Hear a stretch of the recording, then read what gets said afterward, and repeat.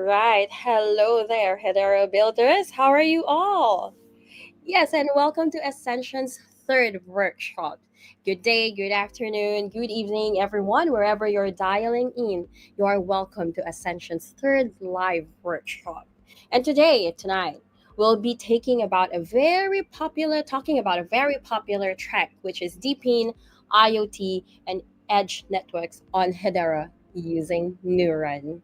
Yep, and I'm excited to introduce our speaker in this workshop who has a very interesting background. He's a scientist focused on runtime systems who later drifted into transaction tracing and distributed ledger monitoring. And then aviation tracking. He likes following paths of data of money, of airplanes, and of AI footsteps. Sounds really great, right? So today is such a special session as we'll be hearing and learning from the CTO of Neuron Innovation, Nick Siafakis. So Nick, say hi to everyone, and I'm passing the Shalin. stage. Hello, Shalin. Thank you very much. That was really, really, really interesting. Hello, everyone. Yes, today we're going to talk about quite a few interesting things. At least they're very interesting to me. It is about building DePINs on IoT and edge networks on Hedera using Neuron. Uh, I don't think I can do a better introduction than you did, but since I have a slide about it, let me just do that. Yes, indeed, the way I started my career was with virtual machines, where I was tracing paths in them, checking what programs do, and virtual machines here are things like similar to Java virtual machine or later, and this is what got me interested in blockchain. The EVM is also a virtual machine. So that's what I did for a very long time. And then going into the ledgers, I was interested in tracing paths and transactions, see where they go, see where they come from, then maybe see where the money goes, where the money comes from. Did a lot of work on explorers, later also a lot of work on Hedera projects. And that led me to Neuron, where these guys are the directors of Neuron are aviation experts, and they were interested a lot in paths in the sky. So tracking what's flying around us. And I thought, okay, we have here a very, very big commonality, which is paths. This time it's just looking up. So this is where we are. So the agenda of this talk is a little bit like this. I want you to know a little bit who Neuron is, what we do,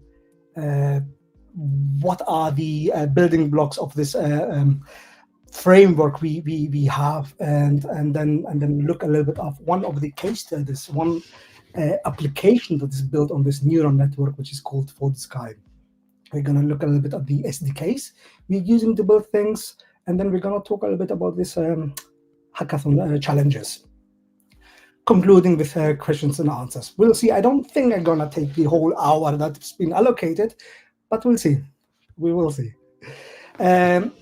Let me give you a little bit of a quick tour through the neural network. Let me tell you a bit of what this network is about. In a nutshell, it's tough to describe the whole of it, but in a nutshell, it goes like this. In the center here, we have this neuron, which sometimes we like to call a gateway, which is a place where machines meet machines. It's a network that powers machine-to-machine commerce. So in one side we have machines, and in the other side we have also machines or customers. So, and machines can talk to machines. Machines can be AI agents, cloud servers, robots, you name it. And customers can be all of these things, including apps and AI agents. And what we allow there is for these machines to be discovered with this neural network, to stream data to each other, to pay, and also protect or dispute resolution. Yes, indeed, that sounds a lot like a DePIN, and that is correct. The neural network allows people to more or less build DePINs, because all of that runs in part in a DLT. We can build explorers around it, validators, and all these great things, of course. That's all nicely said. And yes, we do have, or we try to have a DePIN recipe, if you like. And making DePINs, I think a lot of us would agree, is pretty hard. So there's a lot of little things you need to take care of.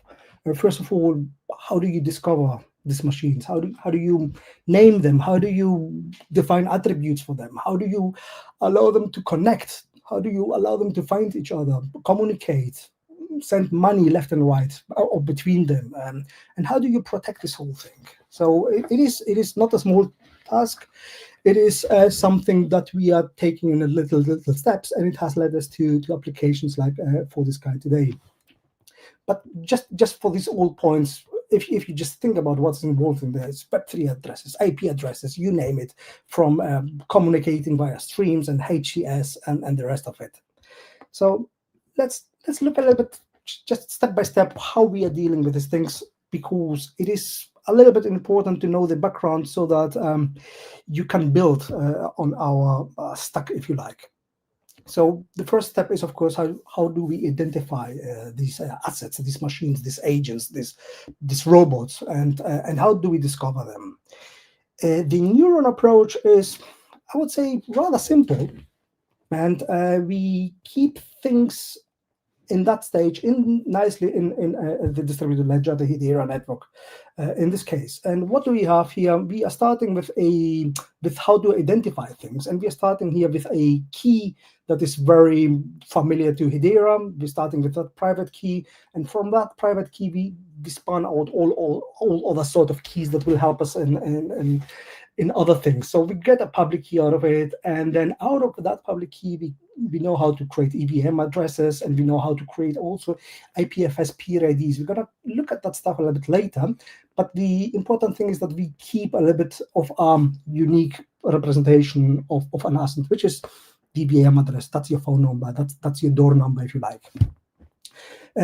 All these identities, what we do is we go to into a smart contract, and we just list them in there. So this is really a register of assets. It can take many forms. Right now it is a Hedera smart contract, but what we do in there is we insert the asset, the EVM address, and along with it we do put 3 pieces of information, which are Hedera HCS topic numbers. We will soon see what this means, but that's really our phone book. This is how people can find each other, by looking at this register.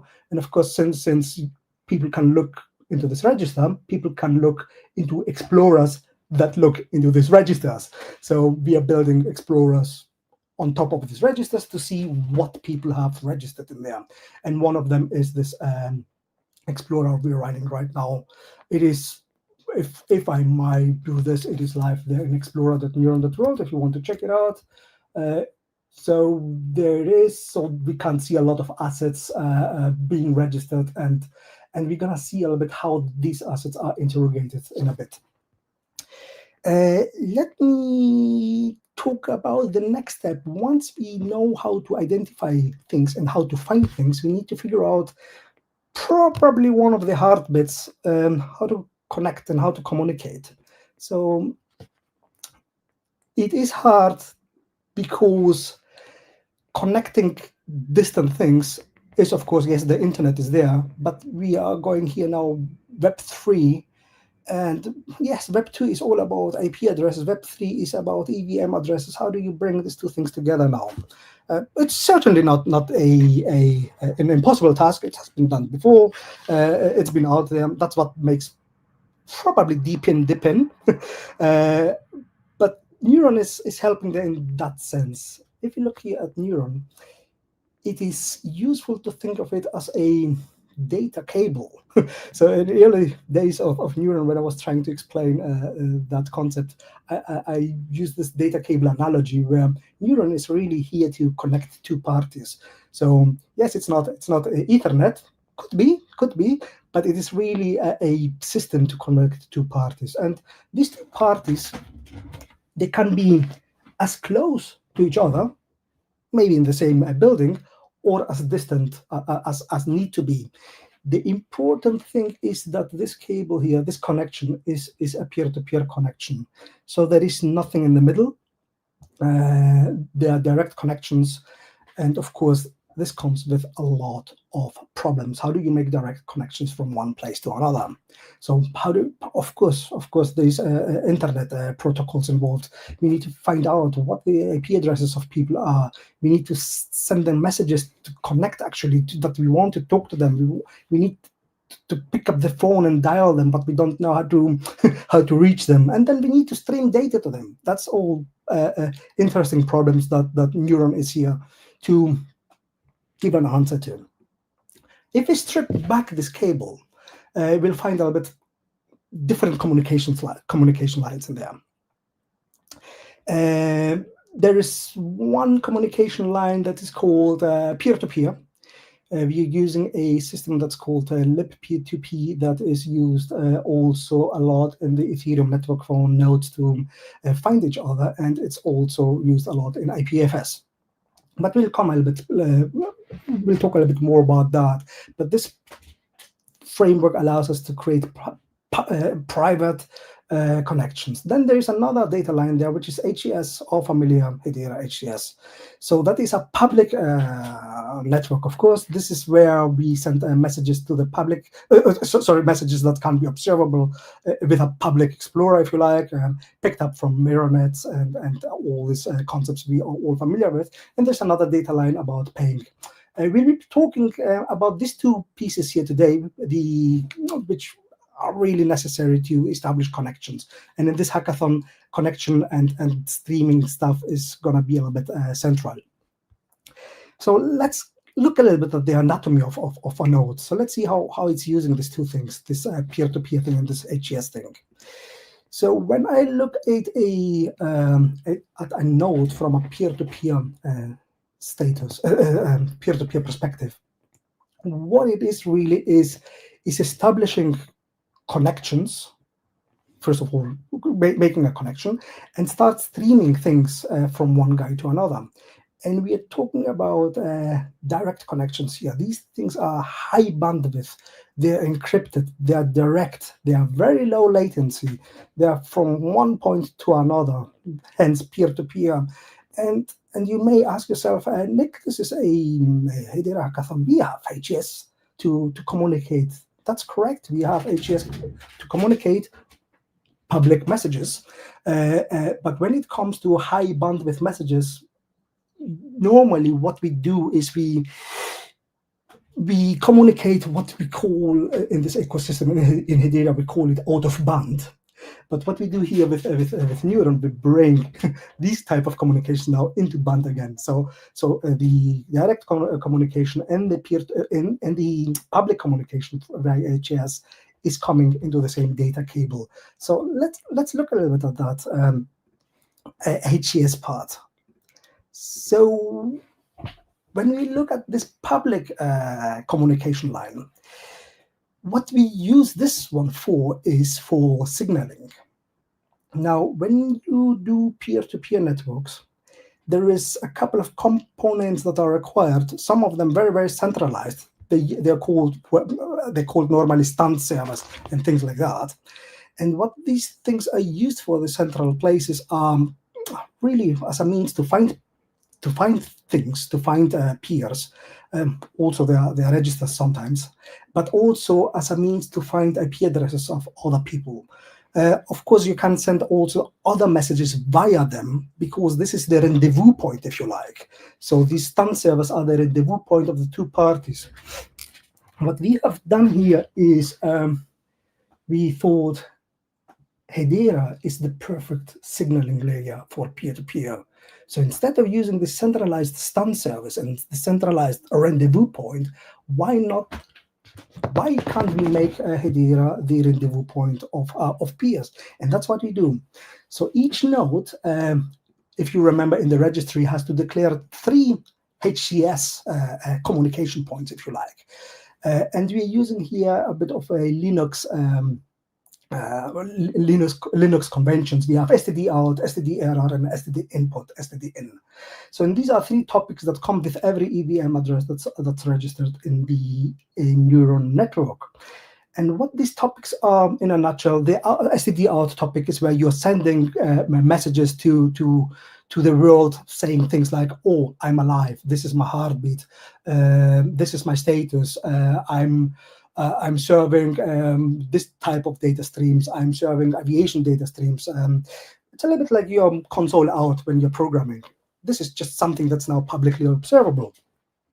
Error topic is very, very similar to output topic. The only convention is there that if you have something to say that is conveying some problem with your node, you do that in the error topic. STD in topic is a little bit special, but again, same as with a Linux console, if you like.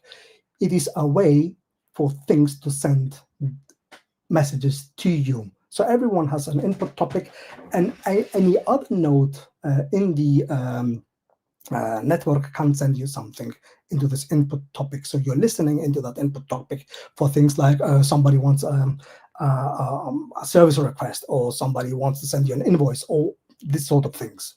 And it has been proving to be quite a good design so far. It makes sense a lot for programmers. And if you look a little bit into the Explorer and don't want to go too much into that, or is it somewhere here? Yes, we can see all these topics here in the Explorer too, because of course they are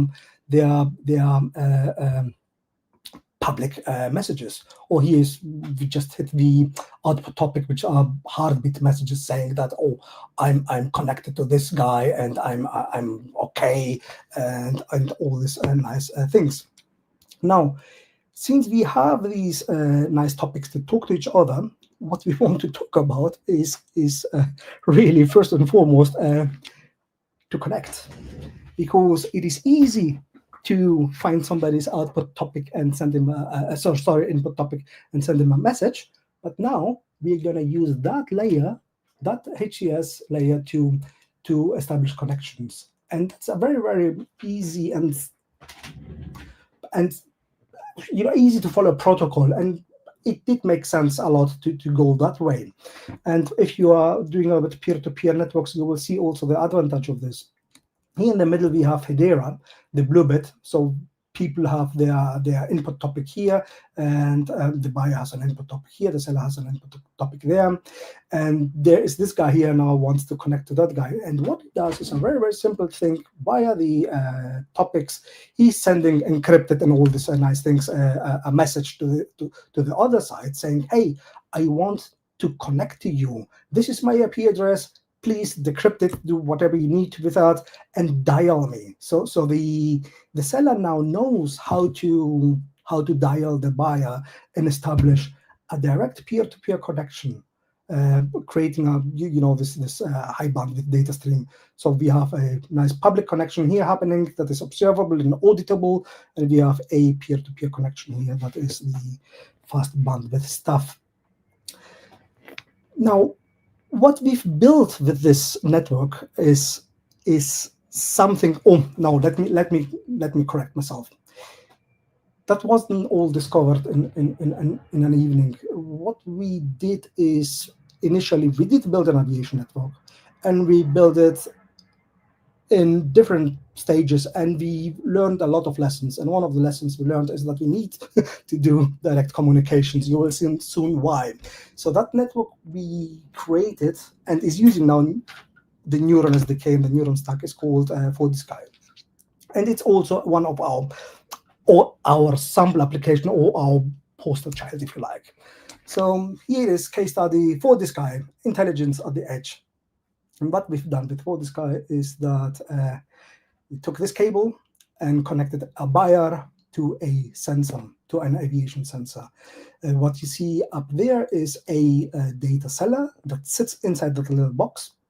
And so in there you'll find a little Linux machine, if you like, that and radio processing equipment that hosts our SDK, unmodified, the one that's in GitHub. And what it does is it picks up aviation data, and there's some buyers that can now buy these things from these sensors. And indeed, since they're sitting on that side of the equation, if you like, they are data sellers, these guys. Now, The way this works is a little bit like this. So pardon me if that's a little bit difficult to follow, but here is a airplane. What it does, it is beaming out a signal from its belly. These data are called mode as data. They are radio signals. It's not a internet signal or anything like that.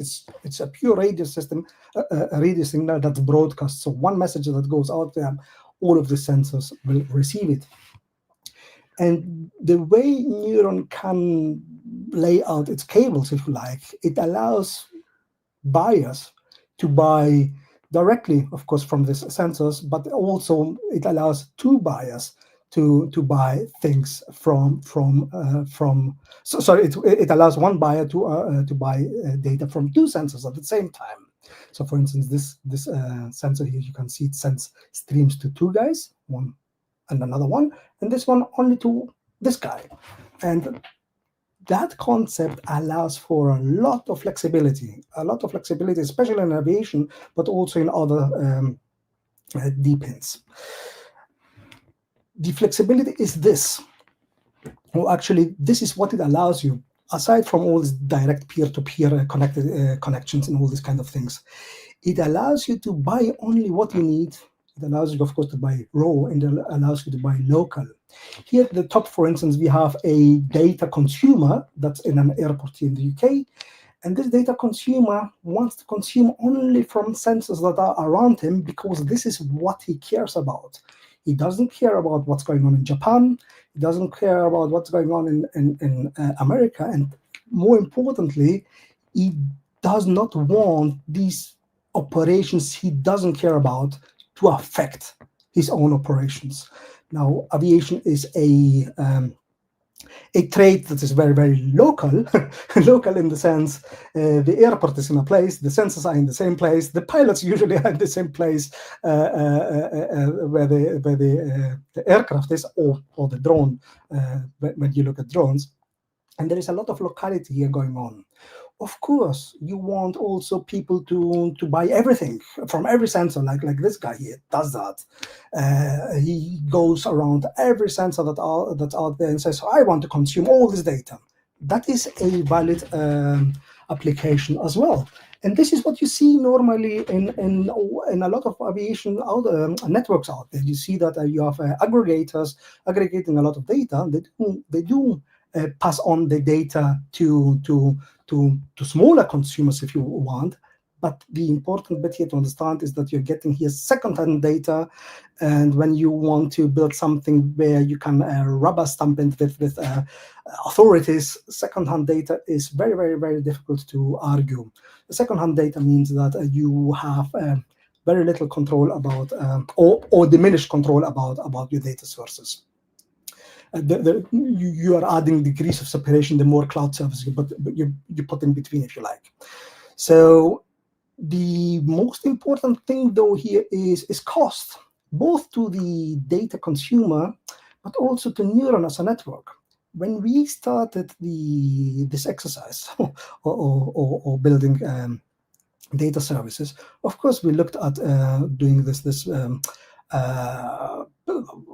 consuming everything and then all these kind of things, which we still do. But the cost of doing such an aggregator like this one, the cost of doing such an aggregator is really, really big. You need to pay for cloud services. You need to maintain hundreds of streams, which is not cheap. You need, of course, to pay or whatever the agreement is with the sensor people, and all the Kubernetes, all the resilience, and all these kind of things, because the server goes down, everything goes down. However, when somebody goes and buys the raw streams from the sensors he really is interested in, yes, one sensor may go down, that is fine, but you're not losing the entire operation. The interesting thing here is, let me go here, have a little bit of a look how this looks like. So this here is somebody that is consuming data from around him, and we have here the other guy that is consuming data from all sorts of places. This is a little bit of a debug view that I'm having here. And if you look at this guy that's consuming data from all sorts of places, it looks a little bit like that. It's a lot of information. And the unique thing about Neuron is that it does consume raw data. If you know a little bit about aviation, you will see that the raw data is not communicated easily because it's a lot of data.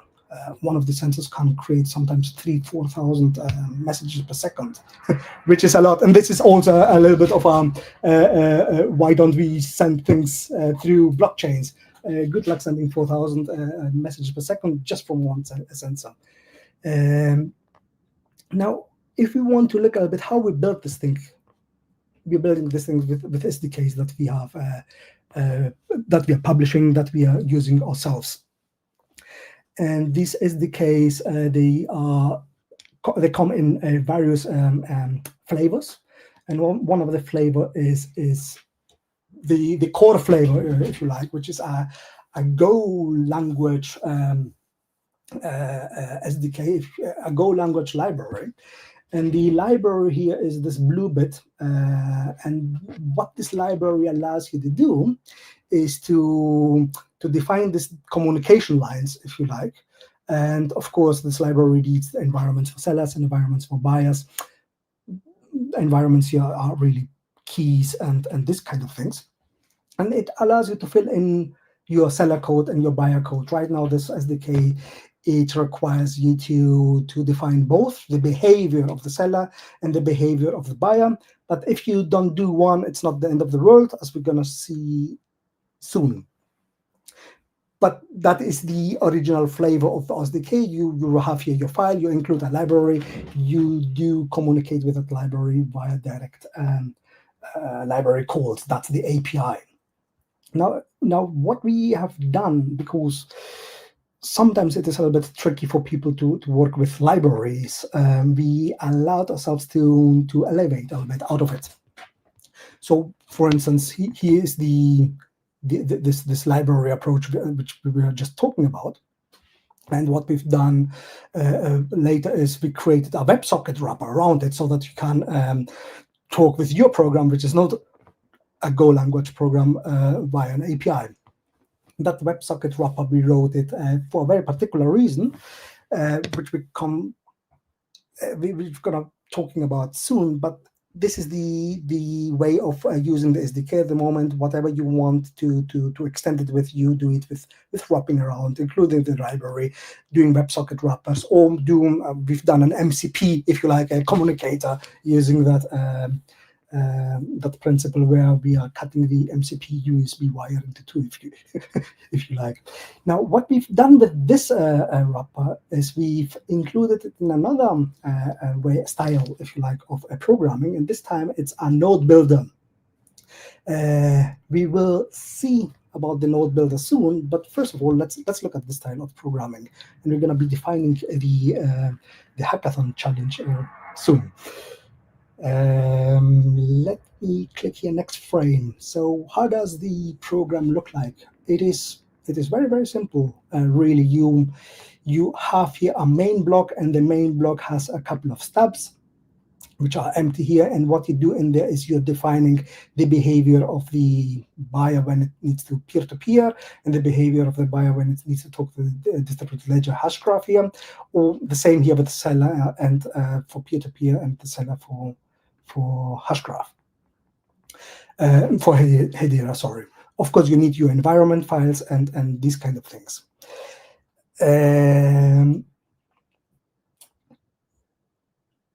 We have created a startup repository that will help you with the challenge to really use this one quickly.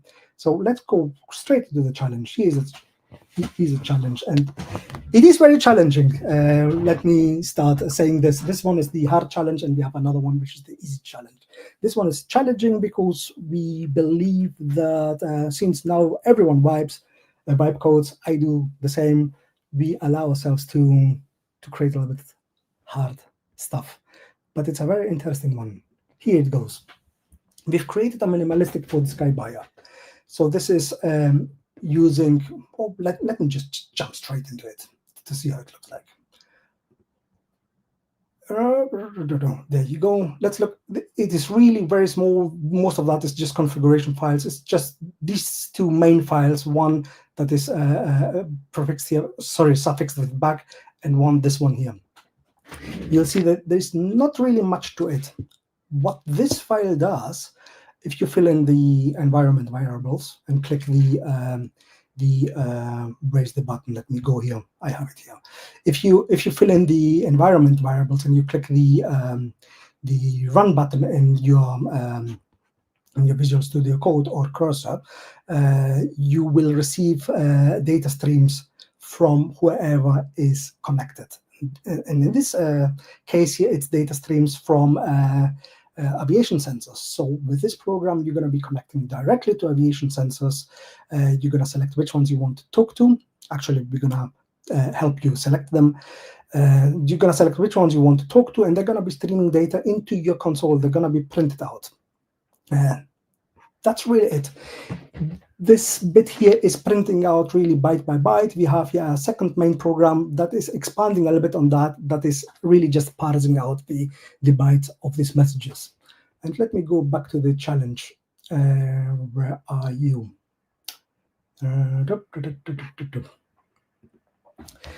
So we've created a little file. You need to go a little bit through the README. What it does, it only, as you've seen, it only implements the buyer step. You're going to be buying only, not sending anything to anyone, and you're going to be consuming streams from multiple sellers, multiple trackers. These streams are messages, these frames that the airplanes are broadcasting. Now, what we're going to do with that is rather interesting and quite challenging. The question here is, can you multilaterate the output? What does that mean?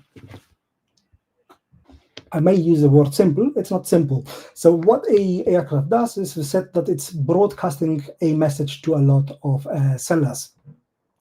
And it's always the same message that it's broadcasting. However, the seller is receiving these messages in different timestamps and sending this information back to you in that little program we have there in GitHub.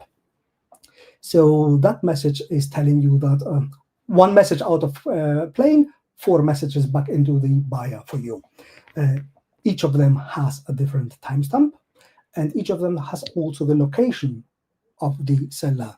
And the question is, can you find the location of the aircraft by looking at these messages?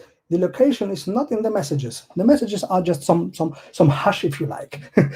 There's more information encoded in the messages, but you don't really need to know about them. If you look at these messages as being some sort of a hash, and you're looking at the timestamps, can you do, not allowed to say triangulation, but I will, can you triangulate these timestamps to find the location of the aircraft? Again, this is a hackathon. We understand we are not looking for super precise locations. If you manage to create a track of something flying a bit of a line, doesn't even need to be in super straight line, that's good enough. What is challenging is to make this thing consume live information and do the calculations on the go. There is a lot of information around that stuff in GitHub. There are libraries in Java and in Python that do this sort of thing. It's called multilateration. Have a go at it. It is challenging, but it's very, very rewarding. There is some data we have here for you too, which are static data that you can use to trial bit, do your code kata with it. But the beauty is to do it live. Let me leave you a little bit with a challenge and talk about the NodeBuilder. NodeBuilder is a result for why isn't NodeBuilder in the Neurons ecosystem? Neuron really believes that DePINs have been accessible only to programmers, or building DePINs, or participating in data marketplaces. Traditionally, that has been a place for programmers, and we we've been tinkerers ourselves, and we've been around places, and we've seen things like NetN and Node-RED and this type of things. But we've seen a lot of tinkerers that are not necessarily describing themselves programmers. They are engineers indeed, and they can do. They can send data. They can send their home IoT data left and right, and we thought that's a very brilliant way to leverage the data cables that Neuron offers. So just a reminder, yes, you can write your programs with your text editors, and you can write your programs here with this editor that Neuron is building, which is called the NodeBuilder. And if you look a little bit at this picture, you'll see that there is no much difference when it comes to the SDK. It uses the same SDK. It's wrapped inside this UI. The only difference is that the programs right now, they are not text files. They are code flows. A lot of people will find that UI familiar. Yes, we're extending open source builders right now, and what we do is we're putting them on steroids, if you like. So what you can do with these builders is all sorts of things, from creating ADSB buyers, ADSB sellers. Right now, this one here is connected to one guy, trying to connect to another guy. Probably that guy is been dead for 25 days. That's his heartbeat. And what it does, this example here is just consuming aviation data. We have a lot of little templates here for you to explore. Just let me make sure that we are here right on time. I think we are fine this time. Yes, we are fine.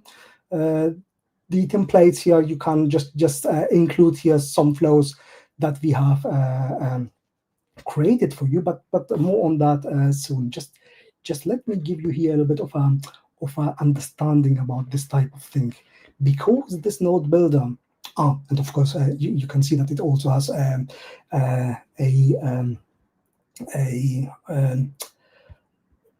what is called a chat agent in there that you can talk to, and it can help you build some of these flows. You can connect your IoT devices in this node builder and start streaming things out to the world using the neural network and Hedera hashgraph.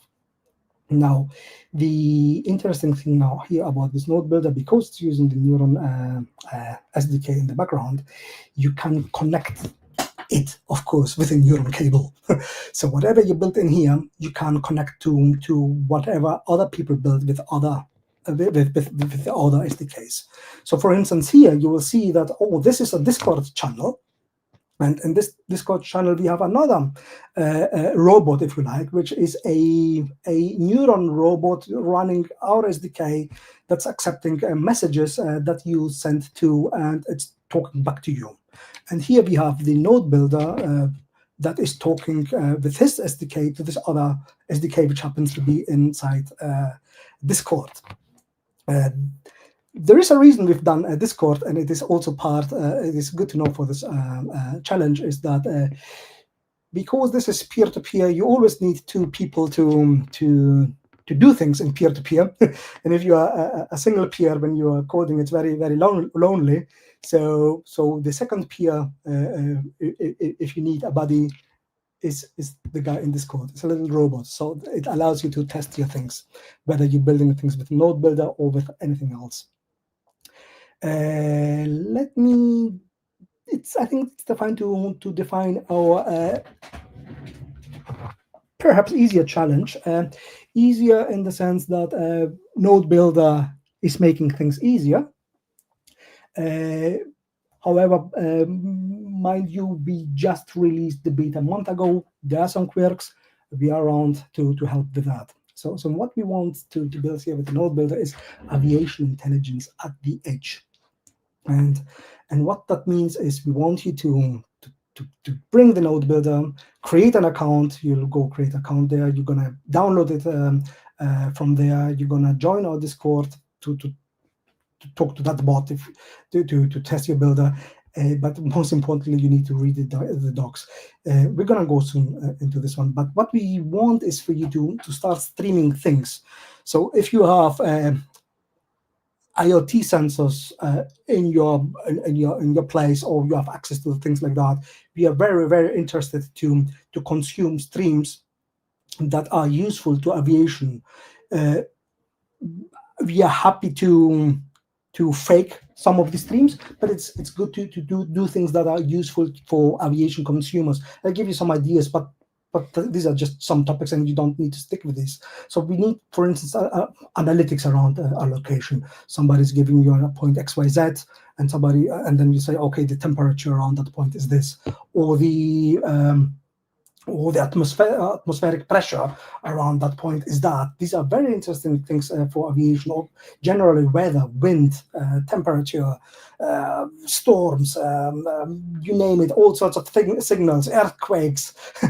These are all very, very interesting to aviation, or elevation, mountains, high buildings, these kind of things.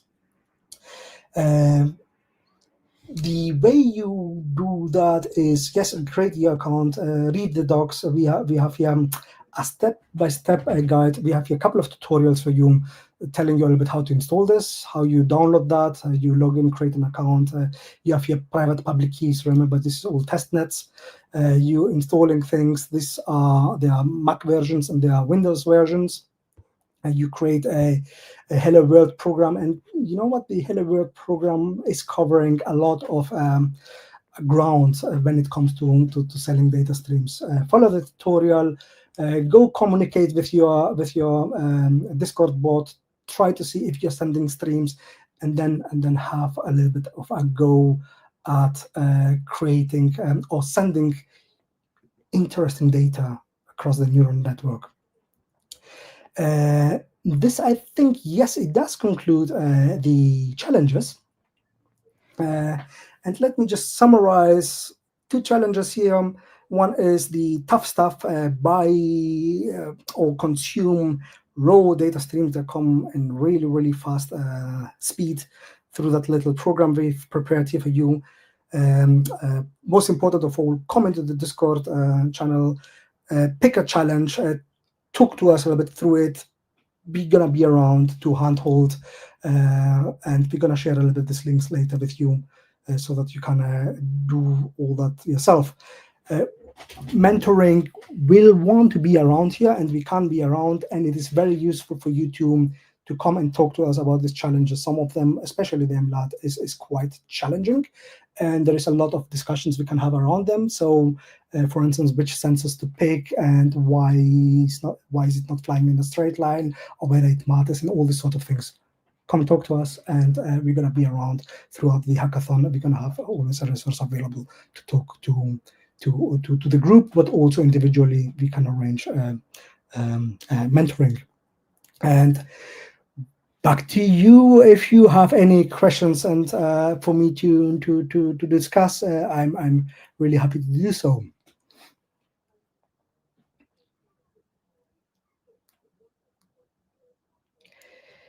Yes, I will share the links with you, Sherlyn. I just need to figure out how to do that. All right. Thank you so much for a very wonderful and insightful presentation, Nick. It is really, really very clear, and the pathway of the session itself is really very well defined. So I guess everyone has a very nice session. And yeah, so for the participants here, if you recall what Ed had shared about the myth that Web3 is only for blockchain, well, I think this presentation is one of the testament that it's not just for blockchain. Web3 is not just for blockchain. We even have discussed aviation this time. Right? So let me just wrap it up. So what we have run through and our key takeaways during this session is that Neuron introduction and what they do, what they can do, and how Neuron SDK works. And Nick showed us the node builder and the anatomy of nodes and explained that Hedera is the signaling layer of P2P. Then building with Neuron SDK without coding, 4D sky aviation intelligence at the edge, 4D sky multilateration challenge has been presented as well together with your IoT and Edge AI use cases. So, yep, okay. Maybe I can talk about the questions that we have received right now. Number one, can we apply Neuron for agriculture? Uh, Totally. Agriculture is a very interesting use case, especially because you want this locality of reference, if you like. You want the cable to be short. And agriculture has that good auditability aspect of it. I'll tell you why. For instance, here in the UK, we have a lot of farmers doing, they collect a lot of data, and most of the time they're sitting on this data. And there is a lot of talk with the Department of Agriculture here in the UK about, we know all that farmers are heavily incentivized to do farming. And there is a lot of talk about show me your data so that we can incentivize you better.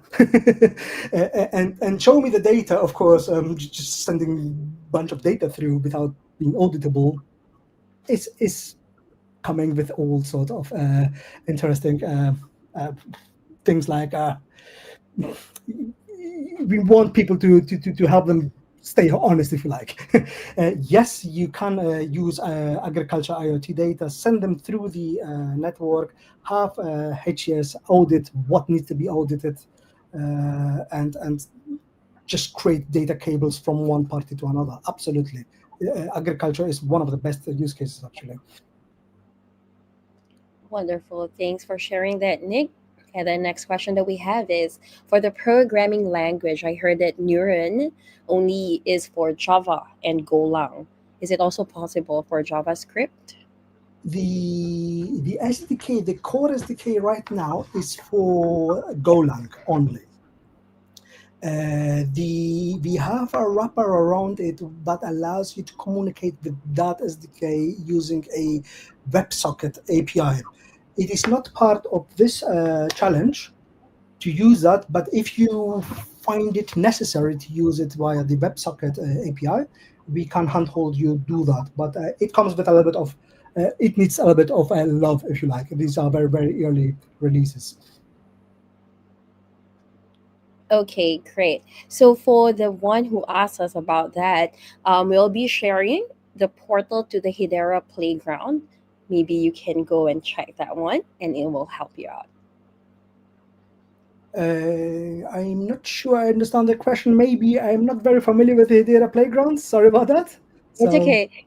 Yes. No worries. So I believe that our participant can go around and check the Hedera playground so mhm. that it will be easier for them to navigate this themselves. Okay, thanks for that, Nick. And then perhaps this could be a question that is also related to Neuron. So I'll just translate it into that. Can you build using Python or do I need Solidity? There is no solidity requirements here. If you want to build with this thing, you are using the smart contracts that are there already. The smart contract is really just a phone book.